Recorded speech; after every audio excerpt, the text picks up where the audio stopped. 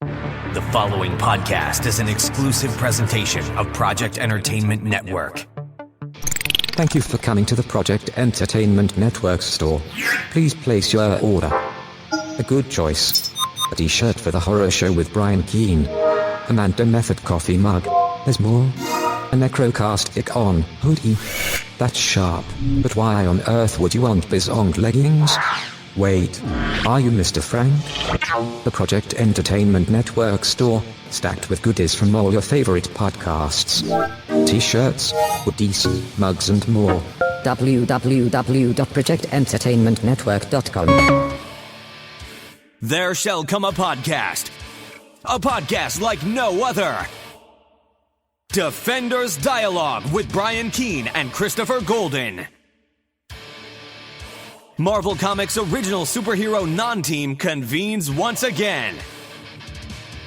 The Incredible Hulk, the Savage Submariner, the Master of the Mystic Arts, Doctor Strange, and a dynamic supporting cast of Marvel superheroes battle against evil as the Defenders. Without further ado, true believers, here's your hosts, Brian Keene and Christopher Golden. Excelsior! And welcome back once again, true believers, to Defenders Dialogue. I'm Brian Keene. And I am Christopher Golden. And Brian, we're getting close to the end of the Defenders, of the new Defenders. We really are. We really are. It seems like just yesterday they became the new Defenders. It may have been. I don't know. It seemed the way that they behave, it sometimes seems like that to them, I think, too. It does. It does. But before we dig in, Brian, we do have an ad. We like those. We do, and we did read it at the end of the last episode. But here we go again. Weird fiction collides with Gnostic tradition in The Lord of Always by David Bryan, a novel of supernatural mystery and cosmic terror. For Frank and Roz Tanner, booking a honeymoon at Penhill House, set amid beautiful Cornish landscapes, should have been a perfect getaway. But the house sits on a nexus point, a gateway to other realms. Amid a turbulence of twisting realities and facing legions of fallen angels and nightmarish servitors, Frank and Roz become separated. Frank turns to a local pensioner for assistance, but the enigmatic George Smoke is a man who offers more questions than answers. Confronted by dark gods and cosmic abominations, Frank learns of the great deceit being played on humankind. And as he faces a battle for his wife's soul, he knows he must succeed because saving Roz will be the key to everything. I return my gaze to the fragmented monster resting in my palm. Can this really be the remains of an angel? And if it is, shouldn't we all tremble in anticipation of what awaits at our end? The paperback is available from various outlets. The ebook is exclusive on Amazon Kindle and can currently be read for free if you had Kindle Unlimited subscription. That sounds pretty great. I read his previous novel, and I have this one on order. It'll probably arrive here next week after I get back from the Bram Stoker Awards. I mean, the ad you read, it sounds like a cross between Stephen King's Needful Things and William Hope Hodgson's House on the Borderland. That sounds like a good crossover to me. Yeah, that's my sweet spot right there. Yeah, you had me at the house sits on a nexus point, a gateway to other realms. That was, Anyway, all right. So we're digging in to the new Defenders 142, which has a great cover by. This is a great team up here.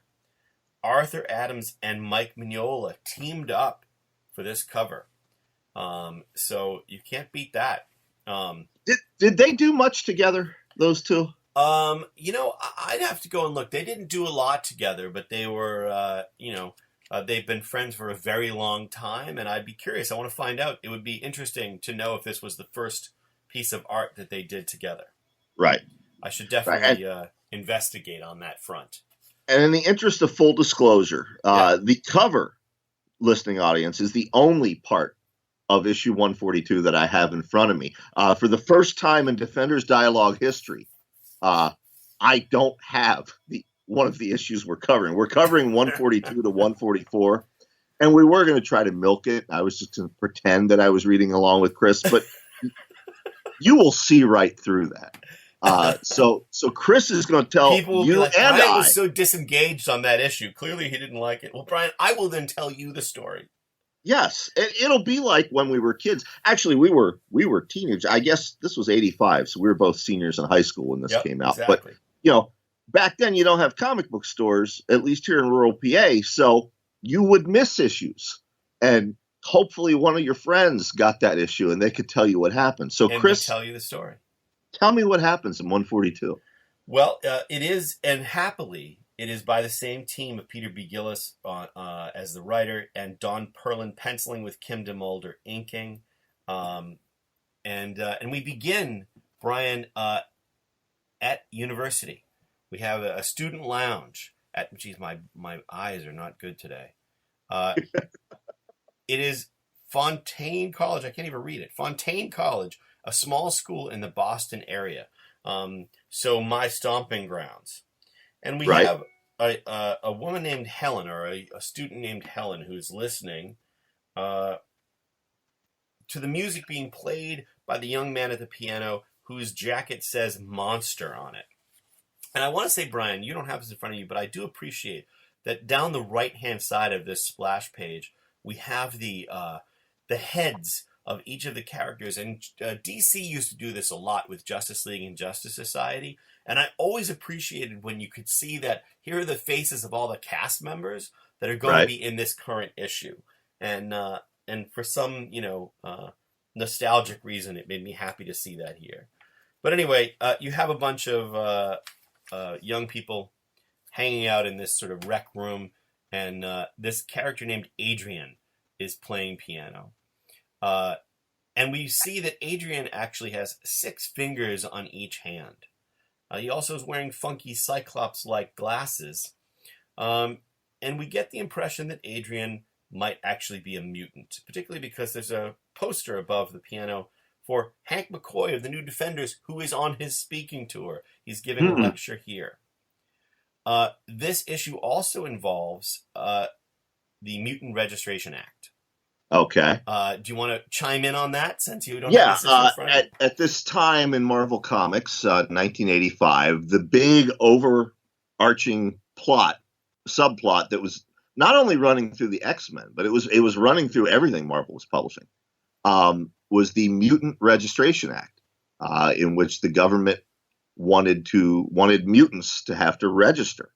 And it was it was torn from the headlines at that time, and I think it probably resonates even more so today.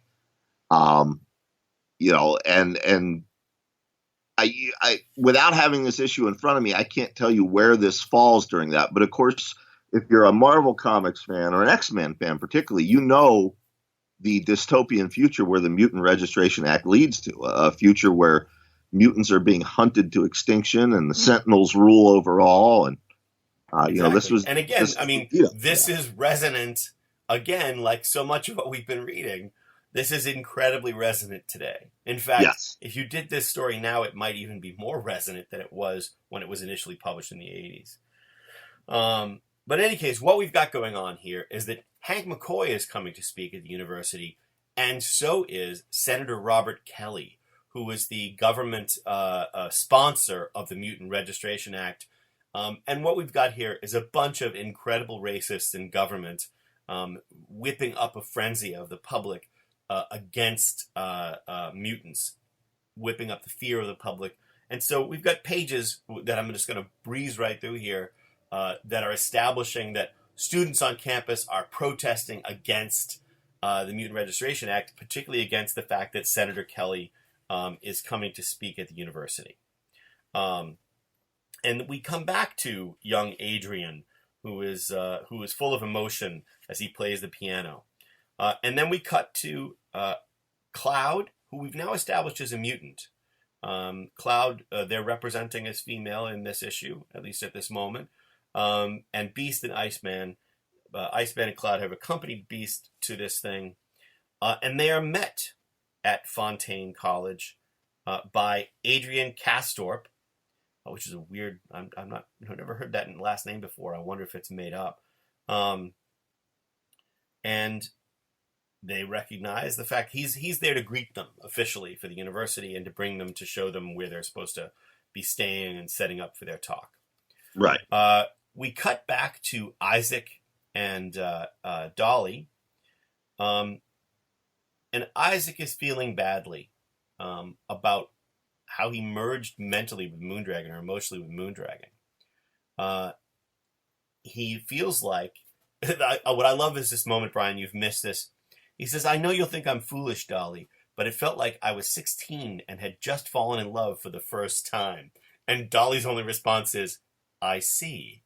Aww.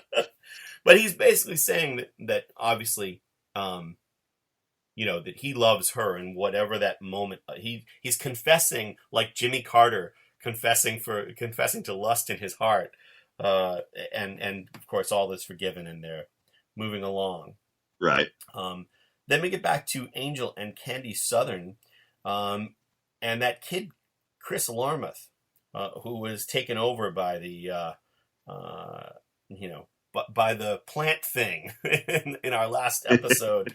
And he's still frozen like the John Carpenter's The Thing in ice. And we have a nice moment there. And then we cut to Moondragon. And again, I am sort of skimming through this issue, but it's all a lot of setup for the most part. Right. Well, we cut to Moondragon because what we see, Brian, is Moondragon struggling more than ever with the Dragon of the Moon, which is the evil, ancient, cosmic presence inside her. She feels like she's got it beaten. She feels at peace, but it keeps creeping back up on her. To the point where she runs to the restroom and vomits in the sink. So things are not going well. Not going well for Moondragon. Right. We end up with this situation, and what we see basically going on in the university is that this character Adrian is having a difficult time. He's epileptic. He's had a grand mal seizure, and then the university is checking on him. They're trying to behave like it's all normal. Again, this whole. By the way, I should have mentioned, Brian, that this was a follow-up to the Dazzler graphic novel that set up the whole Mutant Registration Act and Robert Kelly thing. I forgot that's where it all originated. Yeah. And where most people will not have read that at this point, but that is where it started. So anyway, we get back. We have a nice moment between Bobby and Cloud. And again, back on this really interesting moment where they're coming to grips with the way that Bobby has behaved toward Cloud up until this point. And Cloud is basically saying, I love Moondragon. It's why I turned into a guy in the first place, though she's tried to squelch the whole thing. But this is the I want to be your friend thing. Right. But actually, Cloud also says, that's why I stay female when you're around, because I know you're uncomfortable. But it's not like someone else is hiding in me. It is me. It's like wearing two different kinds of sunglasses, Bobby, but it's still me looking out of both of them. And then Cloud is talking about how they don't know who they are. And this is the thing about the origin, by the way. So Cloud doesn't know what their origin is here. So it's a really interesting exploration of that character. Again, because the Secret Empire brainwashed Cloud to the point where they don't remember anything about their past life. Correct. All they know at this point is that they're a mutant. Right. Yeah. Anyway, we get to the point where Hank is doing his lecture, which we've seen a bit of before.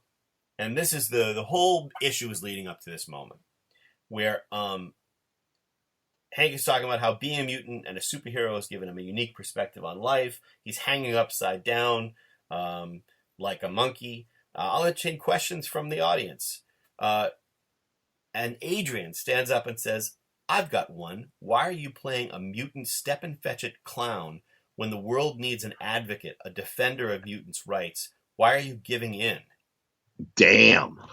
And Hank, tries to mumble something, and Adrian says, "I didn't think you'd have an answer. You're safe. You found your little niche, your protected group. So you can make jokes while everything else goes to blazes. Great." And then it's just silent as Adrian storms out, and Hank does not know what to say. Right. Later in the evening, Hank goes to approach Adrian and offers to help. And basically, Adrian says, "How can you help when you'll soon be under the gun yourself?" So what's interesting again is like, this is going somewhere, right? I mean, this is like the preamble to all of the shit that hits the fan in the X-Men books, but it's Defenders. Right. Anyway, you get Robert Kelly making his speech the next day, and Adrian attempts to kill him, only to be have the Defenders step in to stop that from happening. Somebody who is trying to protect the senator, a Secret Service person, apparently, takes some shots at Adrian, accidentally hits the Beast. Iceman steps in. There's a bunch of fighting. Again, I don't want to get through too much of this stuff. But right. What's fascinating is that Adrian, with no powers, he's a mutant, but he has no powers. He's taking on the Defenders. Sort of just, all he's got is infrared vision. And 6 fingers on each hand. And then in the end, it is Cloud who hits Adrian with a bolt of lightning that nearly kills him, which is not intended, obviously. Right. And so we end with the Beast injured, giving a lecture again. He says, "I haven't come to apologize for being a clown on stage. It's important for people to see that mutants can laugh, can joke, a testimony better than most that we are human. But Adrian Kastrop showed me something else, that we have to fight people like Robert Kelly, not only to stop them from caging us, but to keep them from turning us into things we're not, into beings driven by fear and dread, into beasts." And then he's starting this organization for sensitivity, tolerance, and equal rights, and asking them to help in that effort. So again, this is that Monster? Is that the organization? It is Monster. The organization is Monster. Okay, because that comes into play in the X-Men books and the Avengers as well, I believe. Yeah. So this is how that begins, and it is again like literally ripped from 2019 headlines from. What does Monster stand for? Do they give the acronym in this issue? Let's see here. Mutants only need... Mutants only need sensitivity, tolerance, and equal rights. That's it. I thought that was really clever as a high schooler reading this. I think that was great. Then we have a Moondragon with a small shadowy voice whispering inside her that she is dying. And that's how we end on that. So now, since I did all of that, you launch into Defenders 143. I can do that for you. Defenders 143, still the same creative team. We open with a flashback sequence. 2 parents and their child driving through the desert. And we're seeing everything from the child's perspective. We're seeing through the child's eyes. Her mother turns around and says to her, "Look, a shooting star, make a wish." And the father who's driving says, "There's something funny about that star. It's turning towards us." And it comes right for the car, and the mother screams, "Get down!" And it collides with the car. In a great splash page, by the way. In a fantastic splash page. And what we find out is that the little girl was Moondragon. And we then see her, she's in her quarters back at Defenders HQ, and she's looking into the mirror. And as she does, the mirror darkens and swirls. She wonders if she's losing her vision. She wonders what's happening. Well, what's happening is the Dragon of the Moon appears. Remember, we know, and Isaac knows that it is possessed Moondragon. And tells her that she's dying. And she says, get out of my sight. I'll deal with you just as I always have. Get out.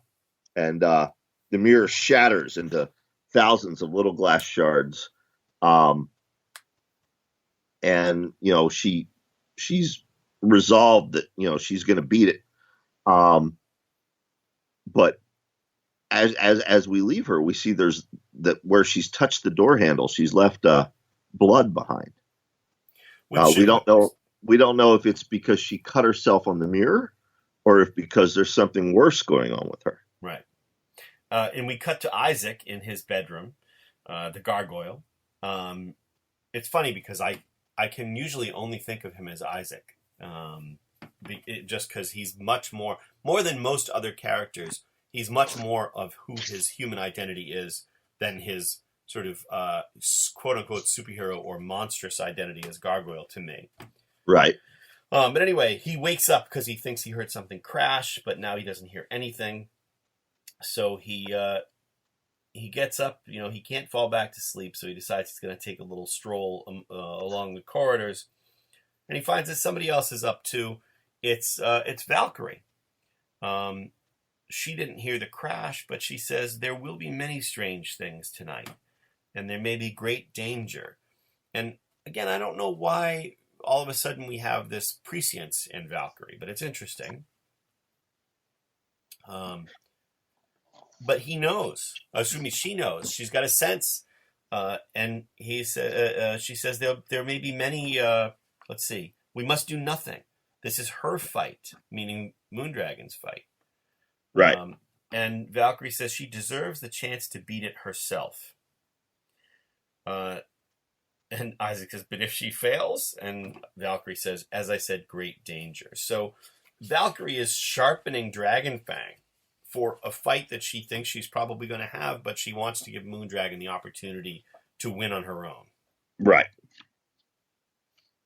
Right. And once again here, we see Gillis sort of playing with and expanding Valkyrie's powers. A few issues ago when she carried the sheriff to Valhalla, because we forget that she is a Valkyrie, Right. she and now we have, like you said, this almost precognitive ability to know that something bad is coming. I don't know that we ever see her use this again after the Defenders either. Yeah, it may be some connection with Moondragon more than just pure precognition, but it's interesting. Also, by the way, you have presumably taken Dungeon Master to Avengers Endgame at least once. Oh yes, we've seen it twice now. Good. We saw it once.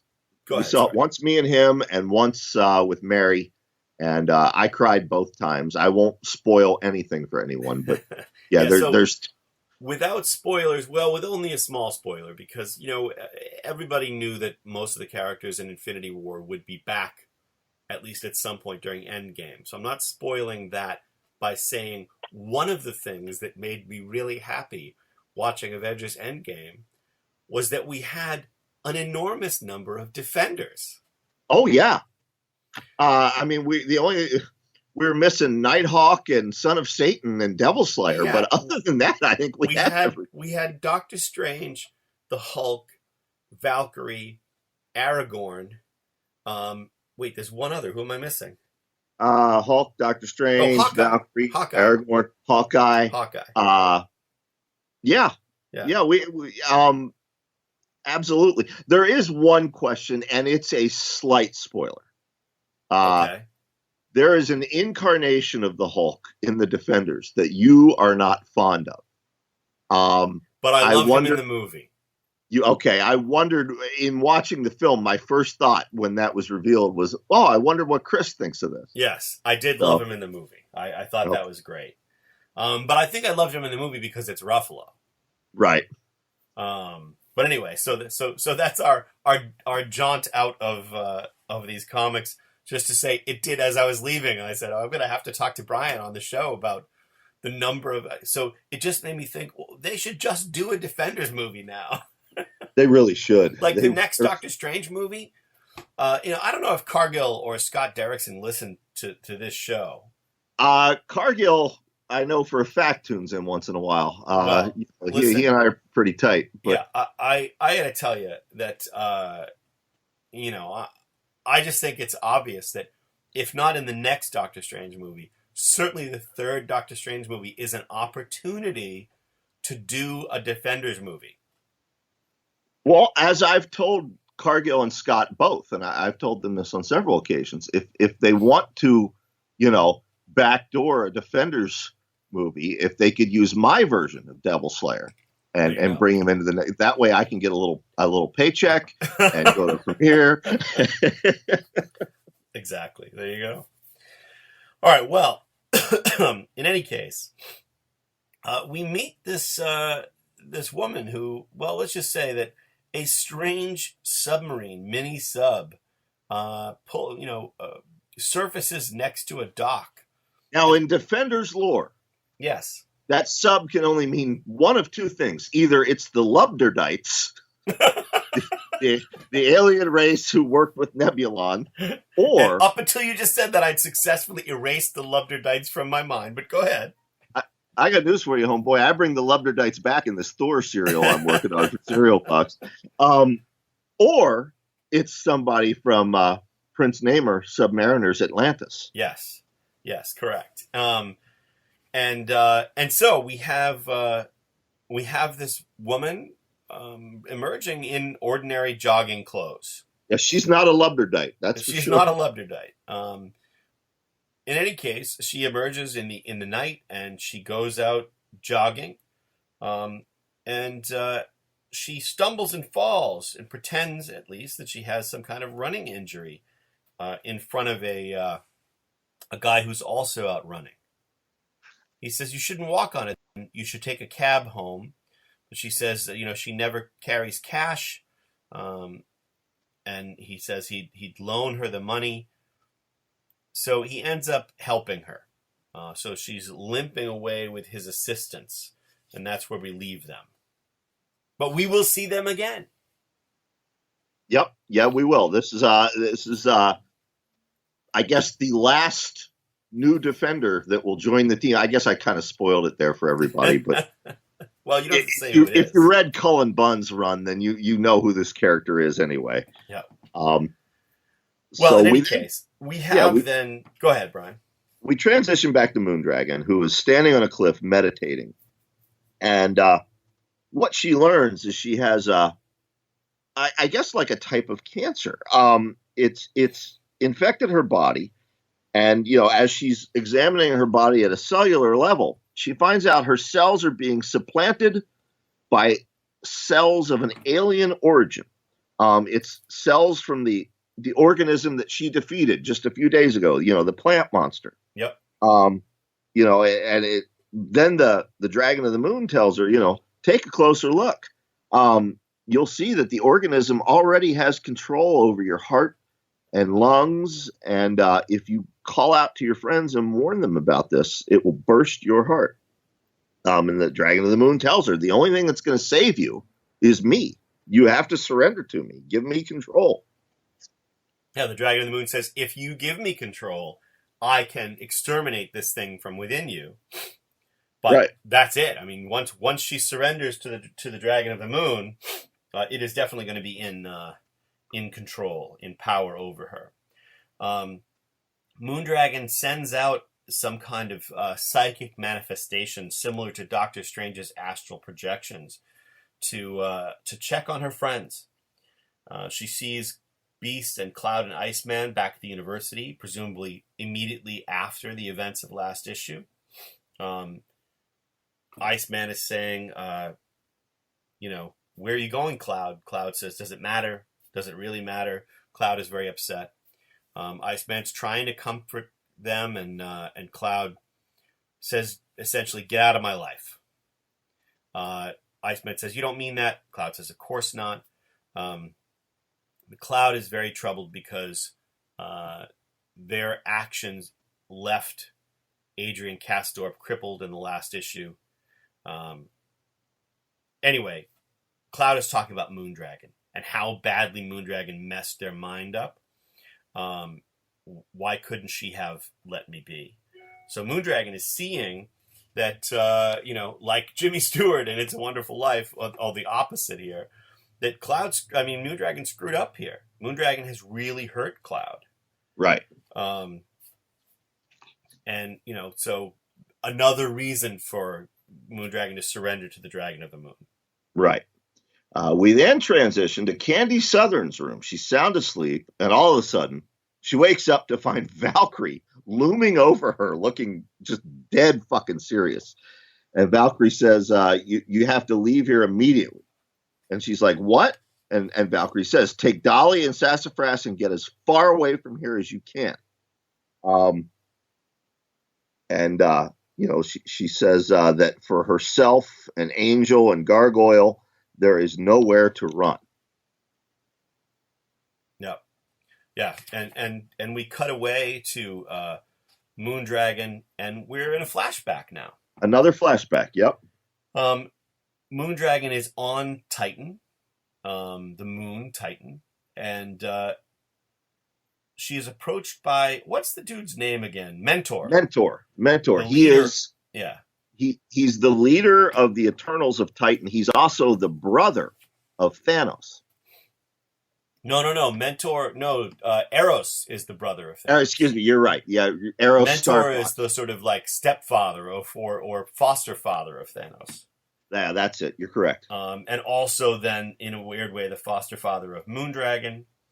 I'm sort of surprised that Moondragon has not shown up in Guardians of the Galaxy, actually. Well, we know through interviews that James Gunn wants to do Warlock for the third movie. So, that would be, it seems to me that would be the ideal time perhaps to bring Moondragon in. Yep. Anyway, Mentor wants to know, Mentor is disapproving of Moondragon, of Heather Douglas, which is her real name, having selected Moondragon as her name on Titan. Now that she's she's a priestess of Pama. And I just pulled that one out of the recesses of my memory. And basically, Mentor wants to know if she's going to leave. And Moondragon says, I'll let you know my decision when I make it. She thinks that the population of Titan is entirely composed of worthless fools and idiots. So she's all of a sudden a bald Rorschach. Right. At least on Titan. And then she sees a shooting star, but that shooting star turns out not to be at all. Instead, it is one of the many in the Marvel Universe strange celestial beings that roam the cosmos. This guy's name is Runner. And Runner's basically a guy who's naked but for a loincloth, and he's gold, and he runs through the cosmos. And I always thought he was the second lamest of Marvel's cosmic characters. Who would be the first? The Beyonder from Secret Wars 2. Oh, you're making a distinction between Secret Wars 1 and Secret Wars 2? Yeah, I'm absolutely convinced that the Beyonder in Secret Wars 1 was a different entity than the one that appears in Secret Wars 2. All right. Well, in any case, he calls Moondragon little girl, and she bristles and says, I am no little girl, my name is Moondragon. And the Runner laughs and laughs. And Moondragon raises an eyebrow at first, but then she can't help but join in. Her heart is stolen away by Runner's jovial mood. And he says, you're an extraordinary little girl, Moondragon, and I'd like you to come with me. Where to, I have no idea, but let's go anyway. So they go off and they sort of, dance across the galaxy. And she is happy. This is like the only time we've ever seen Moondragon happy. In this flashback. Yeah, and he takes her across the galaxy, and she says, we ran our hands across the skin of galaxies, bathed in the birth of light. I gazed into his face and saw the cosmos through his eyes, and the world was filled. But then they come to the surface of a sun that is about to go supernova. And she says, but this star has inhabited planets. Shouldn't we warn them? And he tells her that he doesn't have the power. He gave that power up when he chose the path of freedom. And she says, then what good is freedom? The beings will die. And he says, it all comes out for the best in the end. And then he takes her home. And she's so distressed by not being able to help. And if that's the cost of freedom, she doesn't want it. So she says she has decided to stay on Titan. We come back to the present, and the Dragon of the Moon is still inside her head, and basically mocking her for thinking that trying to hold on to memories of joy and beauty will save her in some way. And I think we can sum this up. In a moment of great pain and humility, Moondragon drops to her knees in agony at this disease that is ravaging her, and she accepts the Dragon of the Moon's offer. She surrenders in order to save her own life. And things go badly, because out on the deck at the mountain headquarters of the Defenders, a storm brews up, and Angel and Gargoyle and Valkyrie step out on the deck to face the Dragon of the Moon, now in the body of Moondragon. That's right. And the battle begins, and the Dragon of the Moon begins to make short work of the Defenders. She makes Isaac's hand swell up really big and takes control of it, and it begins to smother him. It's kind of like Evil Dead 2. Yeah, it's the regrown hand. Yep. That is now attacking him, and then she blinds Warren Worthington, the Angel. Yep. And then she zaps Valkyrie out of existence. Yep. And this is a troubling moment. It is. She basically, shoots some kind of psychic bolts at Valkyrie, and Valkyrie is no more. And we see the looming shadow of the Dragon of the Moon above Defenders headquarters. To be continued. That's right. And that takes us to issue 144. Same creative team again, but I love this opening. Me too. Love it. We open with this Jeep, red Jeep, driving through this hellacious storm, and we see that it's Candy and Dolly and Sassafras. And, Candy's driving and talking on a very 80s car phone. And she says, Beast, you've got to get the rest of the Defenders back here right away.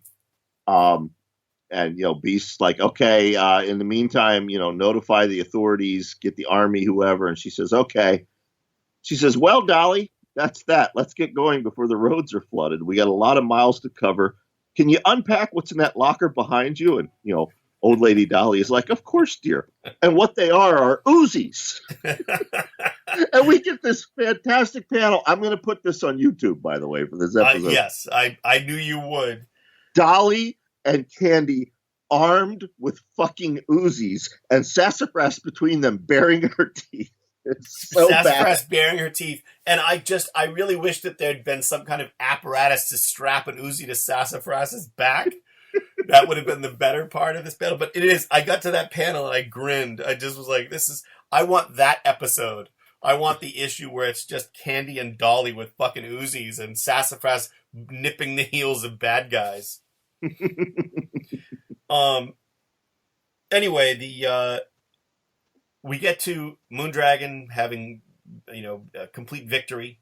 The windows of the headquarters are shattered.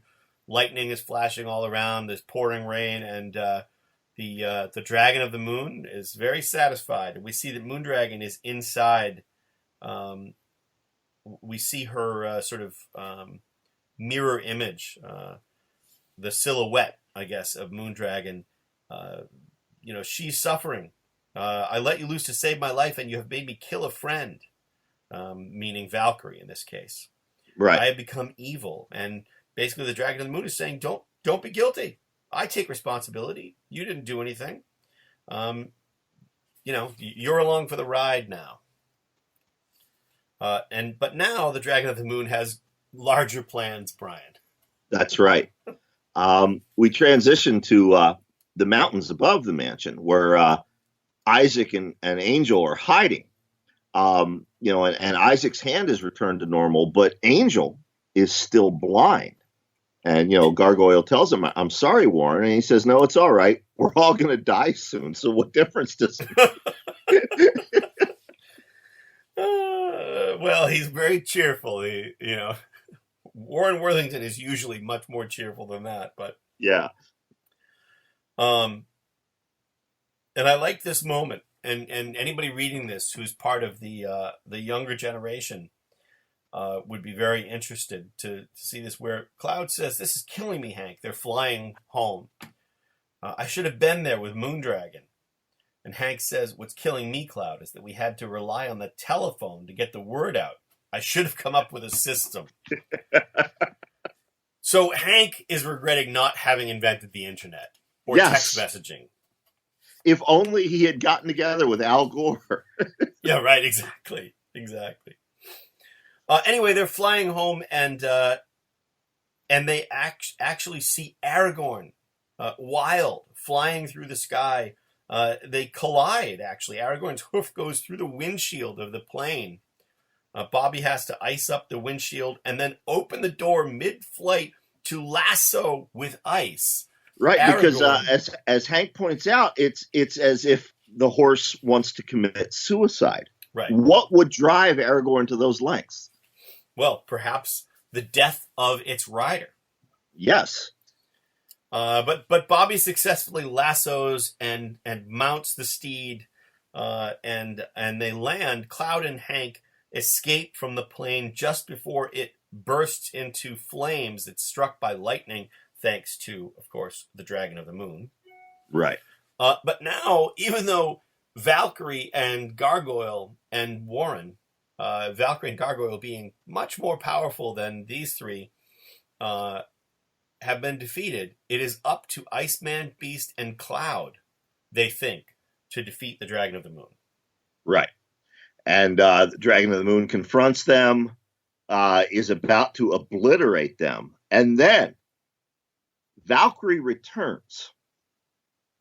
But Valkyrie returns. Then what you need to say is, then the issue goes batshit crazy. It turns into Doom Patrol.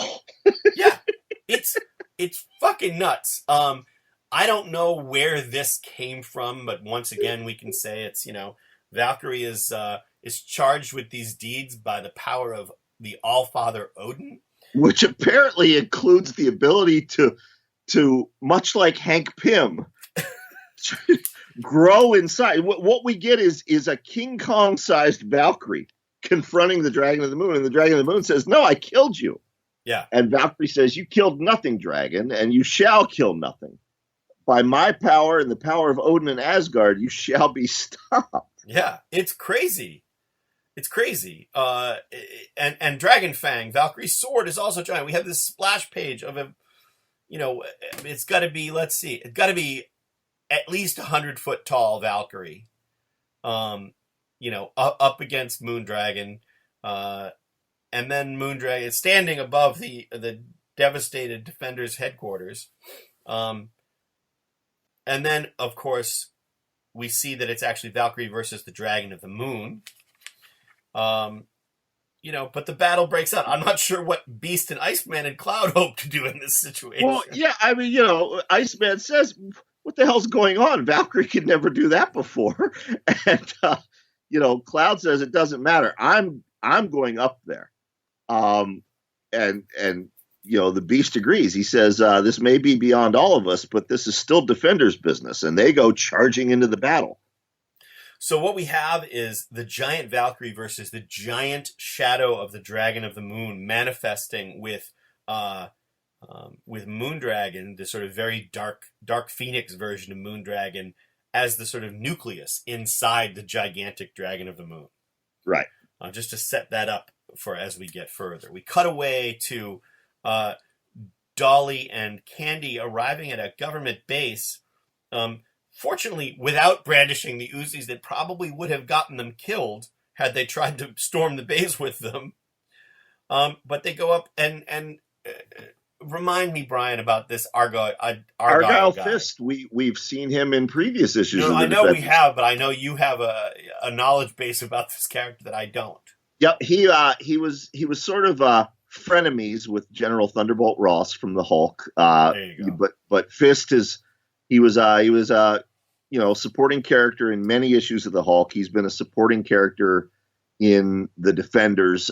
Candy has known him her entire life. Warren knows him quite well as well. And Candy's telling him what's going on. And here's the part where I roll my eyes, because you got the Army radioman. Now, this is the same job I had in the Navy. Okay. And the radioman gets this classified message, and the general tells him, "Oh, you can blurt it out in front of these civilians." No, that would never fucking happen. But it's the contents of the message that really make me giggle, because over the classified system, they've sent these grunts and this general all this scientific information that pillars of fire are erupting near their location and going right out into the atmosphere and into space, thrusting the atmosphere away from the planet, so it will imperil all life on Earth. That's not how any classified information works. Well, not only that, but I love the fact that if it isn't stopped soon, it could imperil all life on Earth. Yeah. Which sounds like a line from a 1950s atomic horror movie. But that's what's happening. The Dragon of the Moon is basically pushing the atmosphere away from the planet, which will essentially exterminate all life if it is allowed to continue. Right.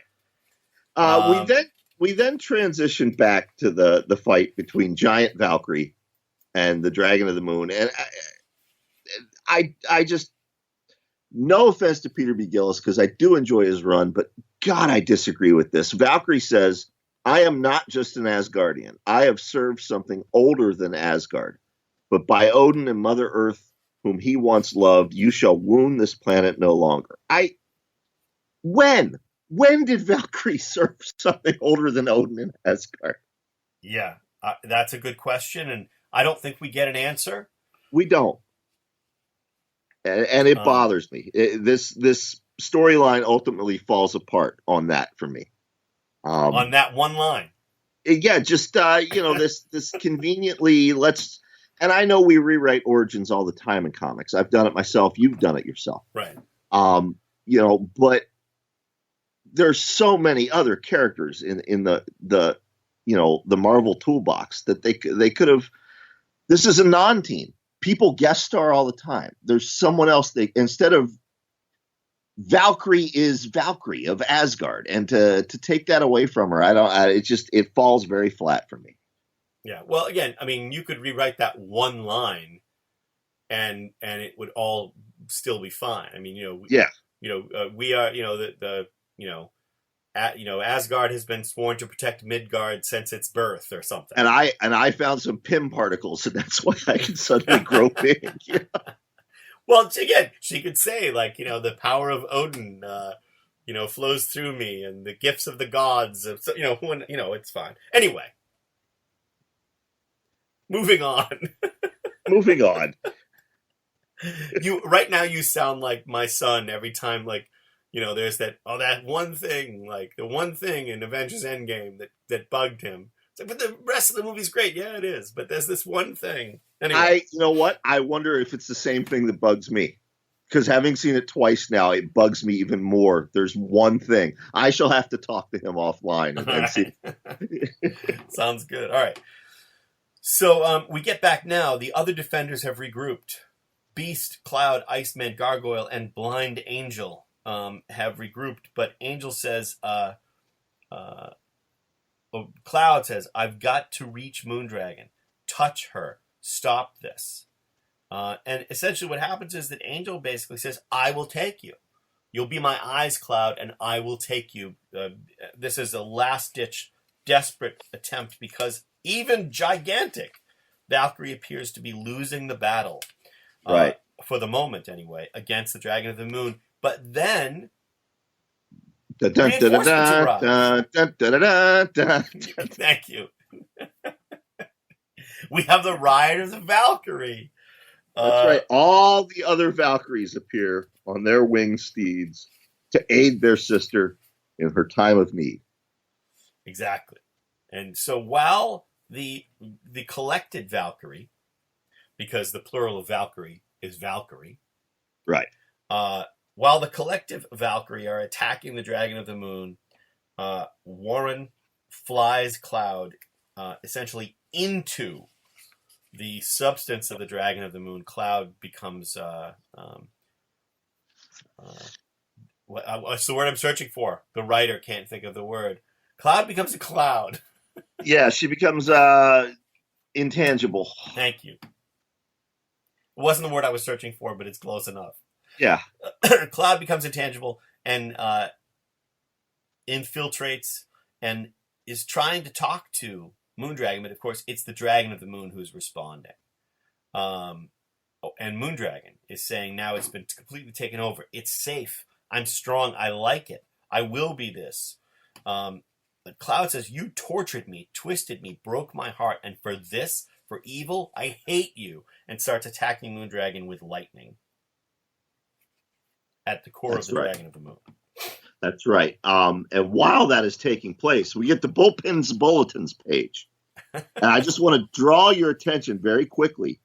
2 comic books came out that month, Defenders related. First of all, it was the Gargoyle Limited Series by J.M. DeMatteis and Mark Badger, and we will be covering that. We'll be doing that as soon as we're done with the regular run, right? Yep. Yeah, Bernie Wrightson did the covers. But also, Moon Knight. Moon Knight was back in a brand new series. Moon Knight #1. Yep. Really, without question, from my perspective, the only time that character's ever been done to its fullest potential. I agree. That run. Yep, that run. So, although, I did like what they did with him in the Defenders, the saving himself from drowning with the can of beer. Yeah, it was fine, but that run was sort of like the culmination of the setup of Moon Knight. And then, there have been some interesting takes since then, but I liked Warren Ellis's. Did you read Warren Ellis's 6-issue run? I liked it, but it didn't feel, to me, it's always like, if it ain't broke, don't fix it. Right. So ever since that original run of Moon Knight, and we're really off on a tangent here, but ever since that original run of Moon Knight, which went 40-something issues, every time the character has been used, they've begun from, well, how do we make it different or better, or how do we make it, it didn't last. Well, how many times? You don't need to. He's Right. Schizophrenic Batman. That's Moon Knight in a nutshell. Exactly. So I don't know why. I don't know why you need to change. I thought it was, and I don't want to be that guy, but in this case, I am. That was when it was at its best. I agree. So anyway, Moondragon and Cloud, they're fighting against the dragon. They zap it with lightning, and then it's over. That's done. A scream of pain, of hatred, of death, and of love, and it's over. It's over. And we see Cloud recovering. Angel has his sight back, I think, at this point. Maybe not. And then you look up and, Brian, you want to do the music again? I normally wouldn't think of Apocalypse Now when I see a massive grouping of helicopters, army helicopters approaching. But after the Valkyrie had flown in, now having this, it does make me think of it. Right. And we have the dawn. They're flying in amidst the sun's rays at dawn, and that's the end of that issue. It is. And that's the end of this episode. But before we go, Chris, tell us one more time about this week's sponsor. Well, I will do. But before we do that, I also want to mention that in the next issue, things get really weird, and we begin to be tied more and more into the mutant world of Marvel Comics. And that's going to take us places. Yes. Anyway, weird fiction collides with Gnostic tradition in The Lord of Always by David Bryan, a novel of supernatural mystery and cosmic terror. For Frank and Roz Tanner, booking a honeymoon at Penhill House set amid beautiful Cornish landscapes, should have been the perfect getaway. But the house sits on a nexus point, a gateway to other realms. Amid a turbulence of twisting realities and facing legions of fallen angels and nightmarish servitors, Frank and Roz become separated. Frank turns to a local pensioner for assistance, but the enigmatic George Smoke is a man who offers more questions than answers. Confronted by dark gods and cosmic abominations, Frank learns of the great deceit being played on humankind. And as he faces a battle for his wife's soul, he knows he must succeed because saving Roz will be the key to everything. I return my gaze to the fragmented monster resting in my palm. Can this really be the remains of an angel? And if it is, shouldn't we all tremble in anticipation of what awaits at our end? The paperback is available from various outlets. The ebook is exclusive on Amazon Kindle and can currently be read for free if you have a Kindle Unlimited subscription. All right. And if you would like to sponsor an episode of Defenders Dialogue, it's easy to do. Go to projectentertainmentnetwork.com, click contact, and send off an email saying, I appreciate what Chris and Brian do every week, and I would like to give you money. There you go. All right, folks. We do this for pleasure. We do. You know what else? You know what really gives me pleasure, Chris? Something that you say every week right around this time. What is it that you say? Well, naturally, Brian, what I say is Excelsior, true believers. We'll see you next week, folks. You're listening to American Top 40. More tragedy in the news today. Kim Kardashian has a new baby. What the hell? There's nothing good to listen to. Hey, wait, what's this? Anything moist. You gotta roll that out. See, it makes me do weird things. I don't like it. God damn it. I'd be going down on myself? Shit. Hey guys, it's Bill, Mick, Maya. and Junior from the Unsupervised Podcast. Check us out every Thursday on the Project Entertainment Network. Take a break from the stress of the world and come have a laugh with or at us. Bill. Death Highway. The debut novella by J.C. Walsh. A high-octane cosmic horror thrill ride. Ever since Randy Jones suffered horrible burns from a street race gone wrong, he gained a terrible knowledge. An alternate dimension called the Red Plane has slowly begun to consume this world and other versions of it. Once the convergence spreads to people, they collide with themselves and start to change into something otherworldly. As Randy battles his own mind and the creatures of the Red Plane, he sets out to find Midnight Beauty, his 1972 Oldsmobile, save the woman he loves, and reassemble his crew. There's only one solution to end this madness. Randy needs to go deeper into the Red Plane. He has to drive down Death Highway. By J.C. Walsh. Ebook and print available on Amazon. My Favorite Story, a podcast author anthology featuring short fiction from the hosts of the Project Entertainment Network shows. Three guys with beards: Jim Moore, Jonathan Maybar, and Chris Golden. Tom Clark from Necrocast Igon. Brian Keene of The Horror Show. Chuck Buda.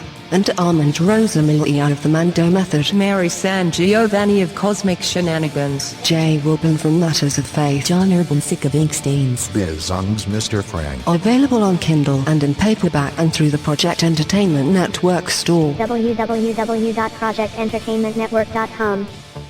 This has been an exclusive presentation of the Project Entertainment Network.